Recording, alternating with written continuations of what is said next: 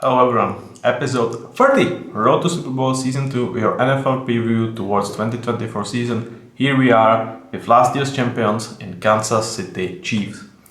And love them or hate them, this is a franchise to beat. This is the franchise that does incredible job.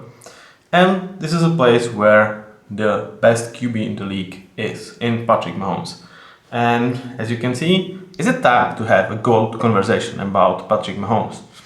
And as crazy as it sounds, like given that he has, like I would say, 10 seasons left on his career, I would not find it insulting if we had that conversation. Like I think he can be in that conversation. Should he be coming on top? Like should he be taking the crown from Tom Brady?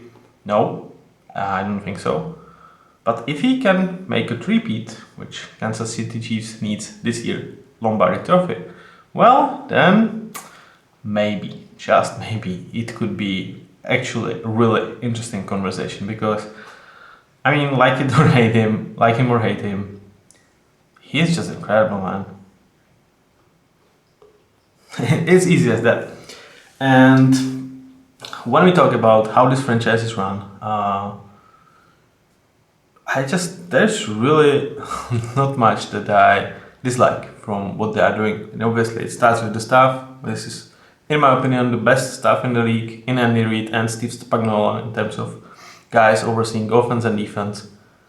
You have found an exceptional defensive mind that kind of does not necessarily have aspiration to become a head coach in Steve Spagnuolo. And when you combine it with Andy Reid and his exceptionalness, well, yeah, that's just it. Like, it doesn't get better than that in today's NFL, and it's questioned whether it ever did. Like, was there ever a better coaching duo than these two guys? Like, I'm following NFL for 12 seasons, only 11 as of right now. So yeah, I don't have super historic memories, but I think that could also be up for some interesting debates. But like I said for several times, it's like debates are debates. It could be sometimes fun to have them around the beer, but they should not be a point of conflict. Like, yeah, it could be fun, but that's all what it should be. It should not be like, yeah, you are like Michael Jordan or Kobe Bryant or LeBron James. If you are this, no, please don't. Just enjoy the greatness, and that's it. Please, Messi, Ronaldo. I mean, I'm a Messi guy. I think he's better, but whoever thinks Ronaldo is better, okay, let them have it. Don't worry, just make your argument, he makes his argument. Well, maybe you feel like you should be beating him, but that's that. Calm down. So, just a small thing about like GOAT debates that sometimes seems to be like absolutely blown out of proportion, in my opinion. So let's check how this front office set up this team for success for this season and seasons to follow in this year's draft. And unfortunately for every other team in the league, they, in my eyes, did really good job. I have them as a top 5 draft. And there is, I would say, really only one controversial pick, and I like that pick. And that controversial is Xavier Worthy. Because pre-combine, pretty much the consensus was that he is second round talent, like mid-second, late second round. And then he came to the combine, and then he ran fast. And then he ran even faster. And suddenly, yeah, it was kind of clear that he is going to go late first round. And for purposes, I would not say like only known to themselves. Like, I don't understand the process of the Bills from trading down from this position. But it just feels like this just adds a layer of future script. I am prepared to bet, whatever, with someone, like just, sometimes with like challenge or whatever, that next 5 or 7 years, Xavier Worthy is going to be the guy responsible for eliminating Bills in the playoffs somehow, some way. I just kind of irrationally believe that to be true because every time Bills kind of traded with Chiefs, obviously. The best known is Mahomes trade, like in terms of draft picks. it ended, like, it just ends in pain for Bills. So, like, if I were Bills, I am not doing this as a fair deal, and it feels like they've done, like, compensation was fair. They didn't rip off the Chiefs, and part of that is because it was, I think, a fair deal, and like they had like a similar guy, like he was a speedy guy. What was his name? Like Tyreek or something? Don't you know him, guys? Like some Hill or something. Yeah, I mean, obviously kidding. We are talking about actually number one player in ESPN Top 100. He would not be my choice, despite like positionless. I like these rankings, but he would not be my first choice. But yeah, Tyreek Hill and Patrick Mahomes, that was really fun to watch. And I'm not saying Xavier Worthy is Tyreek Hill, right? Like Tyreek Hill just brings to the table so much more than just his incredible speed. But I mean, Andy Reid, Patrick Mahomes, and that speed, I think it's going to work. So it might look like a reach, but I just cannot say that. I just like, this is one of the picks when I'm like, if any other franchise taken him, I'm like, this is probably B to B minus. It's reach, but here I think it's just it's just going to work, and I absolutely like it. It's also like a position of need for the Chiefs, so you know they definitely filled that group with Xavier, and the rest of the draft for them is like exactly how I think franchises should approach. Like it's even Xavier Worthy is even in that category, but how franchises that have long-term plan in terms of, yeah, we have our franchise QB that is exceptional, again top 4, Joe, Lamar, Josh Allen, and Patrick, I think should approach the draft, and it's like we either take best guy on the board, no matter what his position is, or we take a guy that can play as of right now on a position that we are not really good at. Or if there is like value, perhaps not the best player on the board, or like but a value player in terms of he's a steal, and he fits like our successor plan. You know, like perhaps you have, you know, really well set up running back room, but you know you don't want to pay him in 2 years because you will be strapped with cap otherwise. Well, you pick running back that's value, and in 2 years you expect him to be your starter, for example. So I think they absolutely doing the draft based on this, or like similar to this, and I love it. So Kingsley Suamata, what he is slight value. I had him around 50, so slight value on a position of need, because if there is something really not that good for the Chiefs, and like one bad contract that they have is Jawan Taylor as a right tackle. So overall their tackle position was something that needed to be addressed, and Kingsley immediately steps in as a guy that can even fight for starting job, and definitely should be a starter in years to come. Then with Jared Wiley, he feels more like a successor plan with value in his qualities. I would say he was early third round to me, not late fourth. So having him as successor plan to Travis Kelce in 2 years, he could be a number one guy for them. Not necessarily like giving you what Travis will do, but yeah, who does? Jaden Hicks, he was kind of best player on the board, or like top 3 player on the board. Not necessarily a position that they have filled up, or they have no problems. He could be a successor to Justin Reed. Hunter Nurzad gives you immediate backup options for their interior. He's not necessarily a guy that you expect to start for them in the near future, because their interior offensive line is just excellent. But maybe if he shows really good signs, you are going to let some of the guys go like in 2 years or 3. Or he's just a good capable backup for cheap for 4 years. Then Kamal Hayden, CJ Henson, I really don't have anything to say, but pretty much from the 5 picks that in my eyes have really nice value, they pretty much nailed every single one of them. So easily my top 5 draft, and like somehow, some way we allowed the Chiefs to do it. Like, well, yeah, that's just the NFL, and Chiefs do it really well. Now let's focus towards their offense, and it's overseen by Andy freaking Reid. I mean, like I was actually tempted to give him A++, but that would just really mess with every grade that I have because I will have to adjust to that. But Andy Reid, like he is A plus offensive coordinator and he's A plus head coach. Like I said, I think he is the best coach in the league. You know, like he brings the most towards his team. I really, really, truly believe that. I have utmost respect for him. I mean, yeah, you can say, well, his his success is tied with Mahomes. Well, really? Bill Belichick is tied with Tom Brady. Pete Carroll is tied with Russell Wilson. Surprise, surprise, you know. But even there, like even if you have the guy, well, you still need to get results. Like, you know, uh,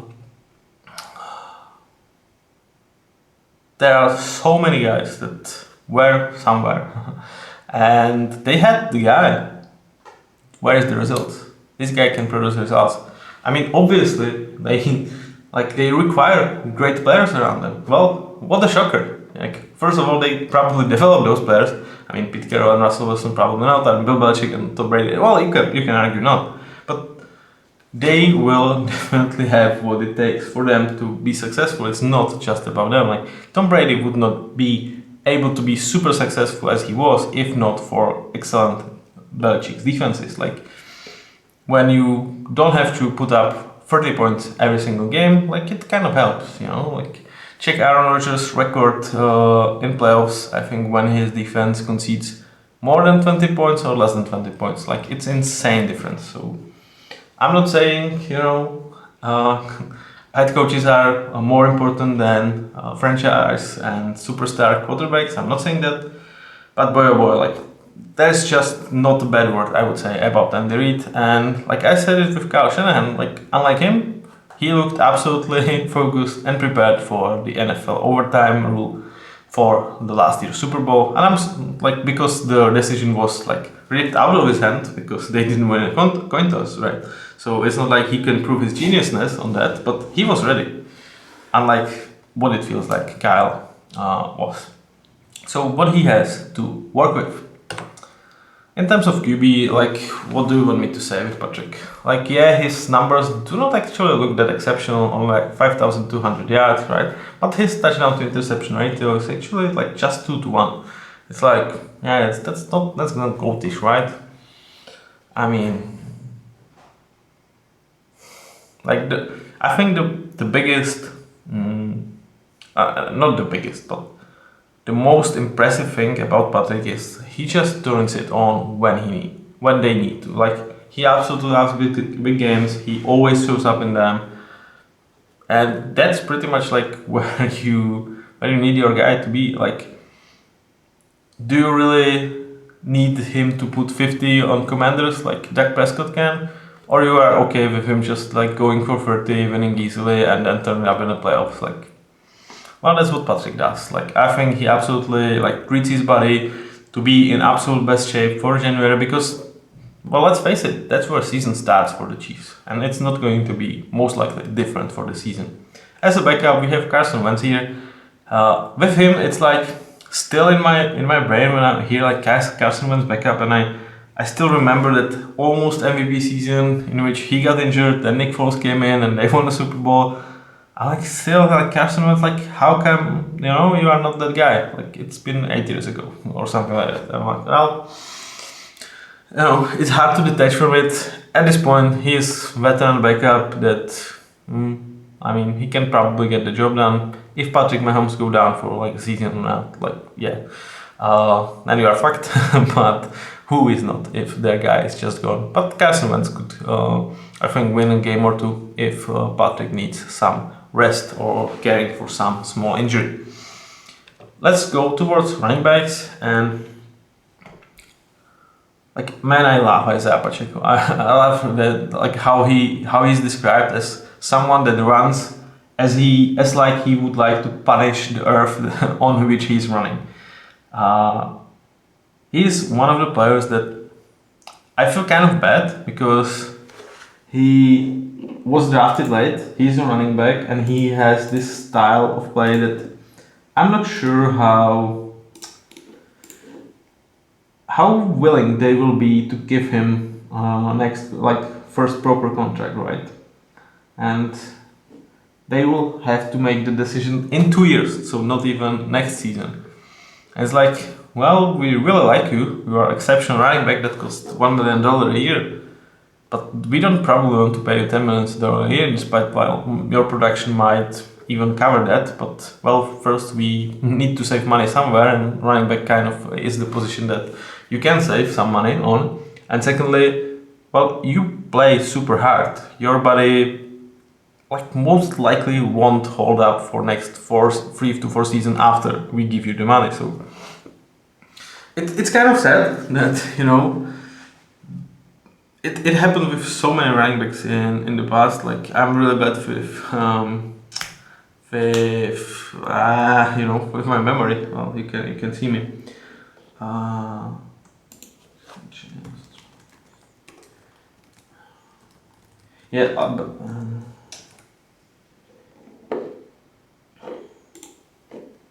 I'm looking for one.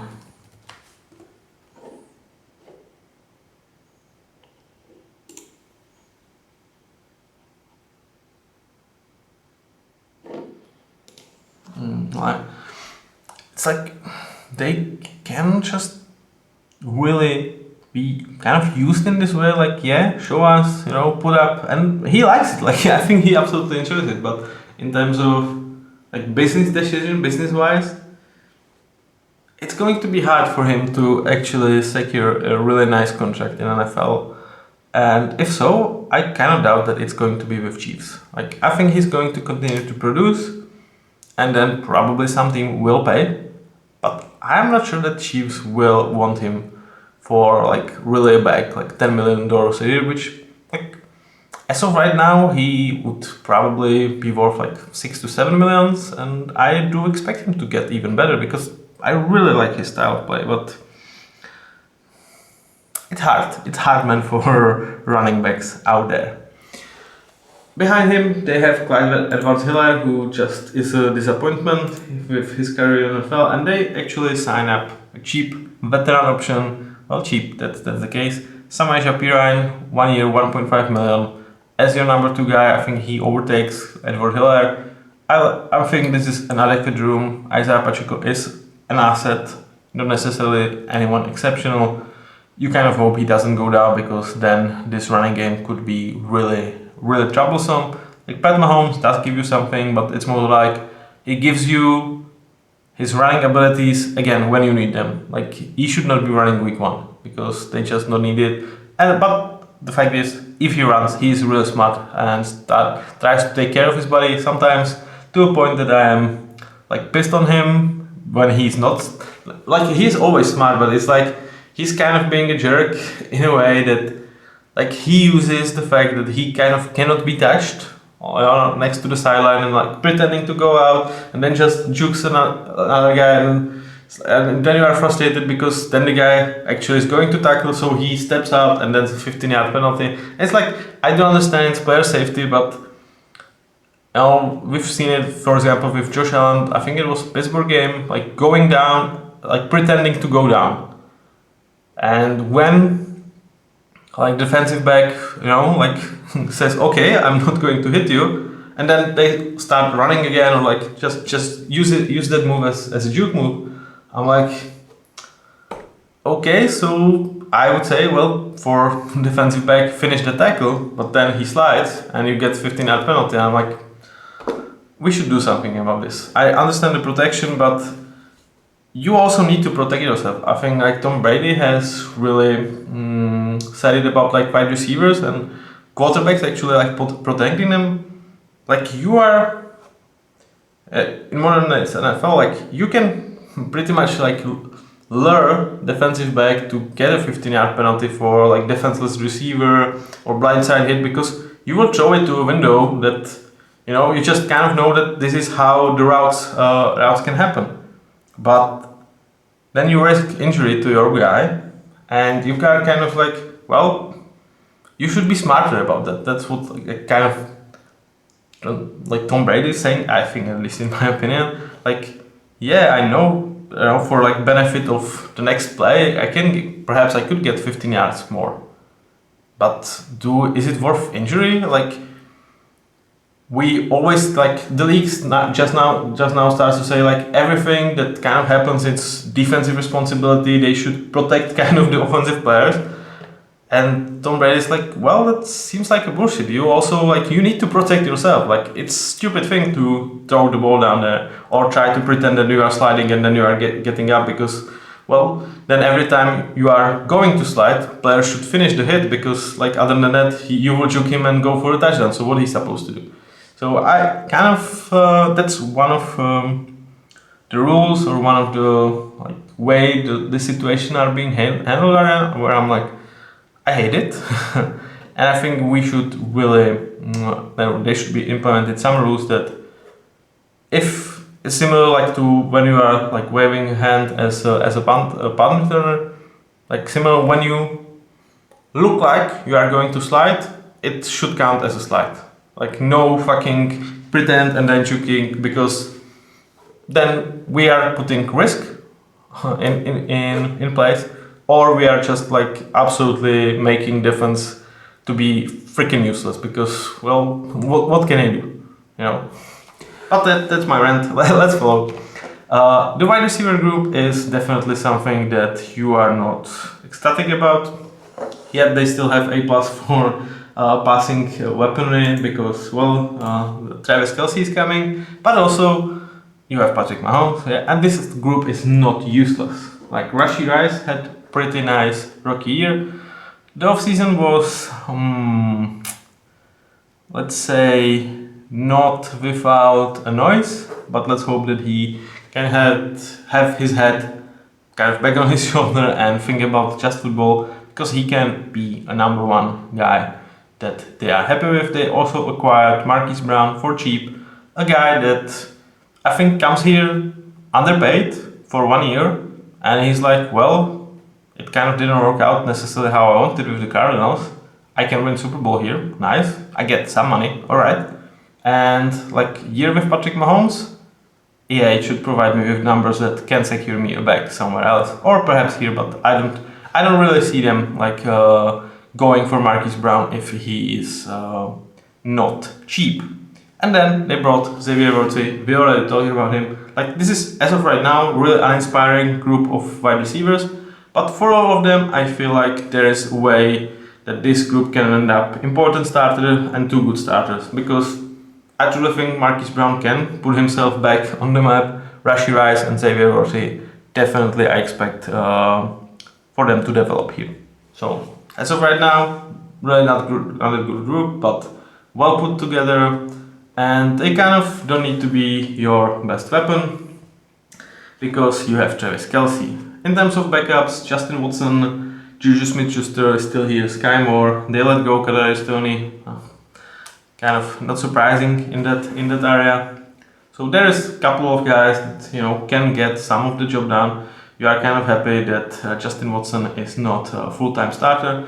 Like apologies guys, he definitely did not catch more balls than he had targets. That's a mistake on my part with Justin Watson. But as for what they have, they are pretty deep room. So like really below average starting trio with really good potential to be average to slightly an asset with quite a nice backups. But then we go to Travis Kelce, and again like it or hate him, be Swifty, non be Swifty, be fed up that like this kind of takes something from the NFL, but it brings so many more viewers. So I kind of understand why NFL is definitely promoting this relationship and like making Taylor Swift the star of NFL in a way, as well as Travis Kelce. Next to this, his podcast with his brother is exceptional. So, I mean, he's kind of a rock star. He was even before the podcast and before he was dating Taylor Swift. So yeah, and also yeah, he's one of two best tight ends in the league. Just in case you don't remember, what he's I would say exceptional at is just when play breaks down, he just always finds the room, and Patrick almost always will find him, and that's just where it's like so dangerous. Like they can beat you with super schemed things that Andy draws up, and then like even if you cover that, But Mahomes is so elusive that O-line is actually really, really good, as we will talk about them. And they have several smart players, and they have one of those exceptional that they will just find a space to get open, even like 4th, 5th second when player goes down. No player goes down, but player breaks down. In Travis Kelce. So really exceptional, like obviously your best weapon here. And in terms of backups, Noah Gray and Jared Wiley. Noah Gray, as of right now, kind of cool. Number 2 tight end, really someone that you should be absolutely okay to be your number 2 guy. And with Jared Wiley, whether it's like compete with Noah Gray or like eventually, we don't know how long Travis will suit up for NFL. Like obviously he does have other options, whether it's just like be Taylor Swift potentially husband. That's probably a good job in terms of money, or just run his podcast with his brother. Like we will see. I would not put it past him that if they repeat, he might hand his cleats because like what is there for him to gain? Like more fame, okay, but it could be hard when you are winning always, like to find a new motivation to just work 12 months a year and kind of punish your body every goddamn day. But overall, like obviously in terms of passing, this is one of the best groups out there, and it's hugely elevated by the best quarterback and one of the best tight ends in the league. Now let's talk about this online. I already said that there's a concern, and that concern name is tackles, because they've signed Javon Taylor to really big contract, and he so far has not lived up to it. Like he played solid, as 22nd best right tackle, but they are paying him to be kind of a top 10 right tackle or even better, and that's definitely not what he shows up. He has 3 more years for 24 to 25 millions a year, and they kind of cannot get out of it until after next year, so they are pretty much stuck with him. That's a potential problem. Like that's a lot of money that you are not getting really good revenue on. That's where they've invested with Kingsley Suamataia, though as of right now he overtook Vanya Morris for a left tackle job. Vanya was starting did play some games last season, and he was kind of okay for he was a 4th round pick last season. No, 3rd round pick. He was kind of okay. He held his own.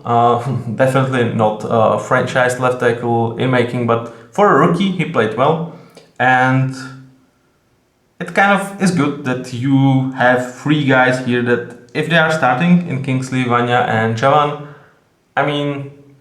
you can work with that. Like it's not good. It's definitely not good. And in case of Javan, it's a problem because he is really expensive.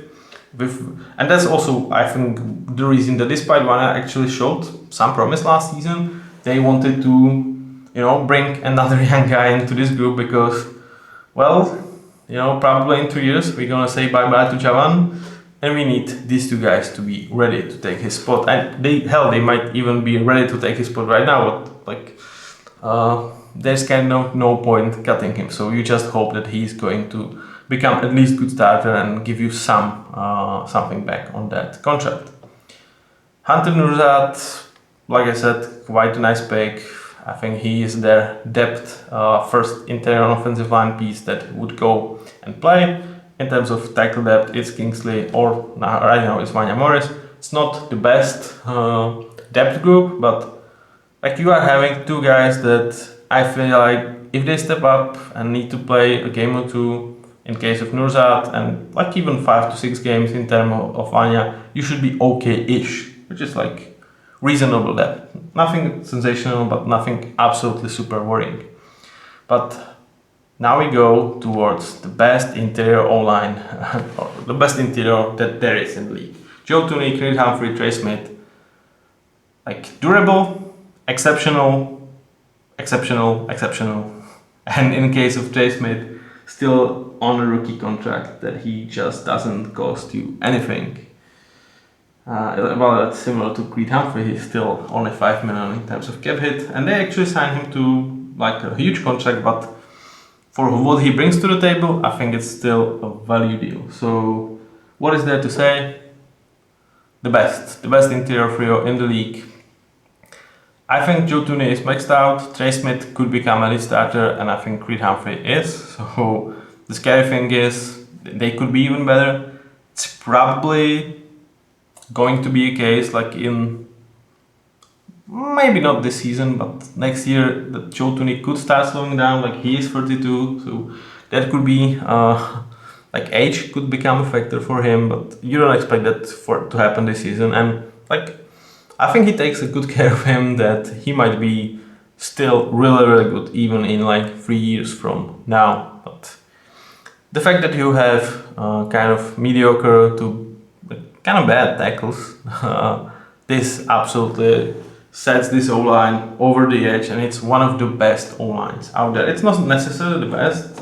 We already talked about the best, but like play it safe, top 7 this is. If you ask me like what's my honest ranking, or like not honest, like I try to be honest all the time with you guys, but what's come on, I cannot find what would be my like concrete ranking of this O-line. It's probably like 5th, 4th, something like that. Probably 4th best O-line in the league, and it's obviously this trio. They just can work out even the deficiency with tackles, and also like the fact that Patrick Mahomes is mobile and is really smart with how he moves. This definitely helps cover for perhaps some of the lacking quality in terms of their tackles. So overall, one of the best offenses out there easily. Kind of the only piece here that is problematic is Jawan Taylor because of the money. Not necessarily like part of it is his play, but it just is about that contract. So yeah, even franchise like Chiefs can make a mistake, and they are stuck with that mistake for the next 2 years. And sorry, Jawan, it's nothing personal. It's just like the contract you have doesn't match the way you play, the quality of play you put up with. And like if the second problem is like, well, wide receiver trio is just, well, they all have potential to be better, and they should absolutely work here. So that's your offense. And now go towards Steve Spagnuolo and his defense. And like I said, I believe I didn't give any single defensive coordinator or head coach that oversees defense a pass.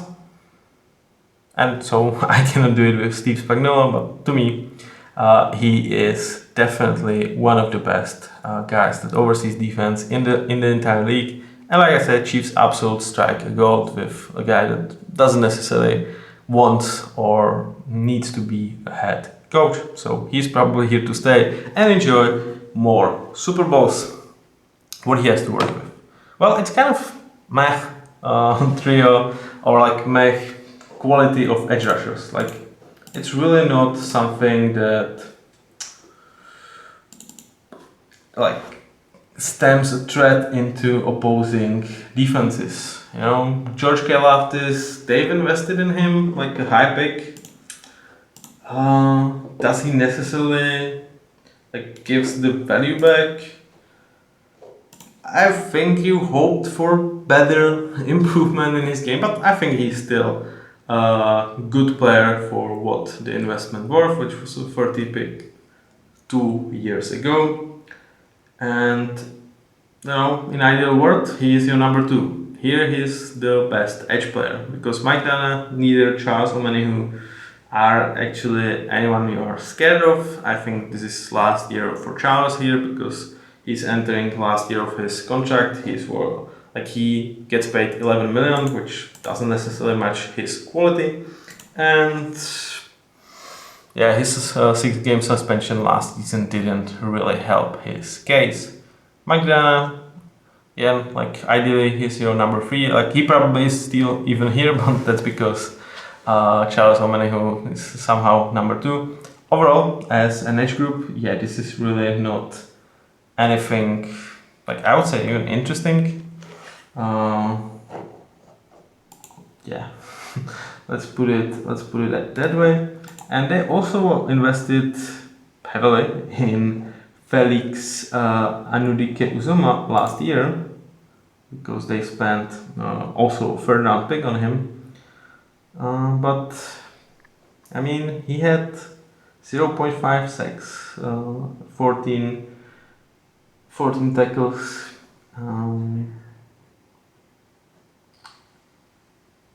Yeah, he just didn't have, like, how many snaps did he play? Let me check on that one.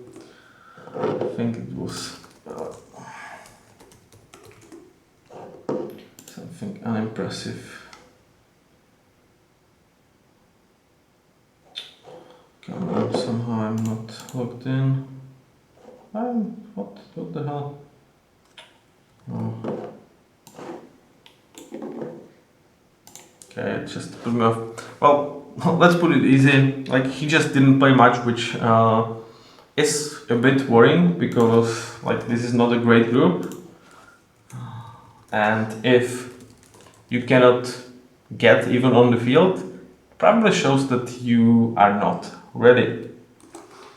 We will see if this year is going to be different, or it's going to be more, well, when Omenihu is gone, most likely next year, they will give him more time. But as of right now, they've invested 2 first round picks into this group, and in Karlaftis they kind of getting something in return, like something nice. But in Andike Uzoma, not really. But now let's go towards interior, and you have Chris Jones. Is he the best defensive tackle in the league? Again, I think you can have your arguments with Quinlan Williams or Dexter Lawrence. I would probably put Dexter Lawrence over Chris Jones. But again, it doesn't really freaking matter. Like, anyway you put it, it's not wrong. Chris Jones is exceptional. They, kind of, it seems like they were toying with the idea that, they will not reach an agreement before last season, but everything kind of happened. They signed him, and he is here for a long haul, sign up to 2028. He's going to tear offensive lines in the future. And one of the most, again, like, he is to me similar to Patrick Mahomes, that he really freaking turns in the playoffs. Like, he's been an absolute nightmare in the playoffs. Like, when you are actually facing those, like, on average, better O-lines that you should be facing in terms of regular season, he seems to get better. Like, whether it's like he's saving himself, preparing himself for the January, but whatever it is, keep on doing that, because it freaking works. Next to him, Derek Nady, Tershawn Wharton, and who do they list as a starter as of right now? Yeah, it's Derek Nady. It was kind of bad. And yeah, this is really unenthusiastic group of, I would say, most likely backups, but unfortunately one of them needs to start. It's probably going to be Nady. And it's, like I said, it's actually a similar situation to what Dexter Lawrence is in Giants. Like, he is, like one of the best defensive tackles in the league, and next to him, they just kind of put mediocrity. It's unfortunate. Like, you can argue Dexter at least have an edge group that can really work with Thibodeau and Brian Burns. Yeah, that's right now. So Chris Jones definitely lifts this defensive line up, and like, as we talk about them, it doesn't seem like they should get a B, right? Because it's Chris Jones and a bunch of and actually kind of bad. But don't forget, in these ranks, we also include linebackers, and this is one of the groups in the league that actually elevates the team. It's kind of crazy that Leo Chenal is their third best linebacker. That's insane, man. Like, this dude is just crazy good. And I want to give him more than decent starter, but just like, he cannot get to the field more often than you want him to. So like, I think he would be like within a first month of play, because like the only thing missing for me to have him good starter or even better, I think it's more game time. I think within the first 6 weeks of gameplay, he would be the best linebacker in half of the team in the league. And here he's, I wouldn't say after all because they use him quite often, but here's their fourth best guy with Drew Tranquil and Nick Bolton. And that's just insane, man. Like, this is really a linebacker room that elevates this team, that they absolutely know when to push which of these guys. And yeah, they are, like, next to Chris Jones, they are a reason why the D-line plus linebackers is actually a B with pass rush and B- with run defense, because they truly elevate this. So they're probably the best linebacker room which doesn't have like true elite guy in it. So really excited. I kind of hope that we see more of Leo Chanel, because when he was out there, he was exceptional, man. Like, give me more of that. Give me more, or trade him, please. Seahawks. No, we will give you something. We don't have much, but we will give you something. Please. No. All right. Thank you. Okay, now let's go towards safeties, and like this is not a group that you are necessarily happy with, but you have your quite a good number one in Justin Reed, who like started last year. He would be an important starter for me. I didn't really enjoy his play last season, so I dropped him a tier, but he is still like really close to that important starter tier. So as your first safety, you can definitely live with him. Brian Cook showed up that he can play, like not necessarily exceptional, but as your number two guy, you can live with that. And with Jaden Hicks, you kind of secured a continuation for the future, which I kind of feel like they will most likely let go Justin Reed after the season. If I'm not mistaken, he has just 1 year left on his contract, yeah. I don't think they will try to bring him back unless it's like half of what he takes right now, which is 14 million. And with Jaden Hicks and Brian Cook, you are definitely looking towards like solid enough safety duo. As of right now, they are good enough with Justin Reed to not be a problem, but they definitely do not elevate anything. What does is these corners, like losing L'Jarius Sneed and still be an asset towards your team. Well, that's really cool, man. And it starts with Trent McDuffie. Like,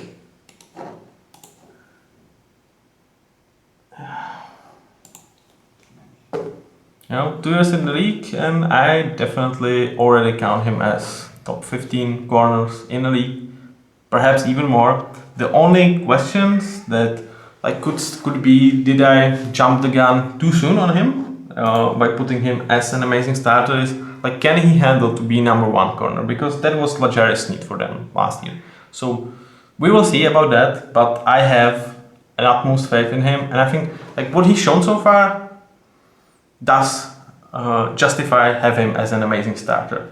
But I will watch him, and it's mostly like, can he maintain the status throughout the year, or will we have to lower him because number one role is just not yet cut out for him to be as good as he like played as the number two guy. Then you have Jalen Watson as your slot. He played quite nice last season, nothing exceptional, but he just will get the job done. With Joshua Williams probably going to be playing opposite side to Trent McDuffie. Okay, like you can live with that. He should not be a problem for this defense. Like he should also not be an asset. Let's face it. So as of right now, these guys feel like they are good. They are an asset in my opinion, but not necessarily. I do see like super high highs for them. So like high highs, like even having them as a B plus means like I really have a high opinion on this group, and it can like fall a bit short if Chandler McDuffie cannot handle full number one corner like level of competition. So With Jalen Watson and Joshua Williams, I think they are really wiggling with that good starter. And if John McDuffie can keep his status as an amazing starter, this is a huge boost for this secondary. Overall, the defense, like, it's like better than average. With Spagnuolo, it could play like borderline top 10 defense, and that's absolutely enough for what this team needs with Pat Mahomes, Andy Reid, Travis Kelce, etc., etc. So we are going to finish with Chiefs, how they are in my road to Super Bowl, and I probably won't surprise you that they are my number one team because I think they are best run, they have the best QB, they have the best coaching staff that's most likely not going anywhere. Yeah, I think they are poised in 3 years time span or 5 year time span. They are the best poised franchise for me in terms of their road to Super Bowl and chances to win Super Bowl. The only thing that could like put them behind like Lions or San Fran, it could be if we shorten the window to 2 years and we go like, well, they have much tougher conference. But even there, I would probably still stick with Chiefs as my number one option because I mean there are ascending teams in the conference with San Fran and Lions. And B, I mean Lions has like you need to show me that you can win big games, and Kyle, you have to show me that you can win Super Bowls before I trust you over these guys. And in terms of what's the floor, what's the limit for this team? I mean, if they cared, like super cared about regular season, I would say that the upside is 15 wins. Because yeah, I think the quality is there. If they approach every single week as like, yeah, this is a must-win game for us, I think the ceiling is 15 wins. I just don't think they necessarily approach the regular season that way. So I will actually put the ceiling as 14 because I mean their division is bad or one of those that are not great, but I think they will lose game there, and they have a first place schedule, so they have a tough opposition. So I think 13 wins is pretty much a nice ceiling, and just should be absolutely enough to win division. They are, I think, the biggest favorites to win their own division. And let's talk about the floor. I think the floor is probably like 10 games if Chargers, Raiders, or Broncos are not scaring them for division title, and it's 11 games if those teams are trying to win division. Well, everybody tries to, but have a reasonable chance to win division. So I think if they kind of feel that they need to turn it a little bit sooner in order to win division, then the floor is 11. If not, the floor is 10. Like, I just cannot imagine them going less than 4-2 in their own division, and kind of like, yeah, I think they win 6 games out of the rest. Like, why wouldn't they? So that's your Chiefs. I feel like when we talk about floor and ceiling, it necessarily doesn't show them as the best team in the league. But the thing is, they just know how to win the playoff games. They know how to put the best out of themselves out there. So I would say they are still like the best playoff team in the league. They might not be the best team in terms of having the biggest chance to win Super Bowl because they will most likely have to go through three super tough games. Like unlike Detroit or San Fran, they might face Dallas at home in second round, which is a different beast than if you are going, because they don't necessarily will be a number one seed. So it's a different beast than going to Bengals, going to Ravens, and try to win there. So, I'm not saying they have the biggest chance to win because of the path, but if we kind of take every single team that will reach postseason and kind of play regular season between them, in a way like, the team that wins the most is going to win a Super Bowl, I would definitely say that by that time, Chiefs are the best team. Thank you very much for watching. This was episode 30. See you with the next one. Bye bye and enjoy Thursday Night Football. It's coming very, very soon. Bye.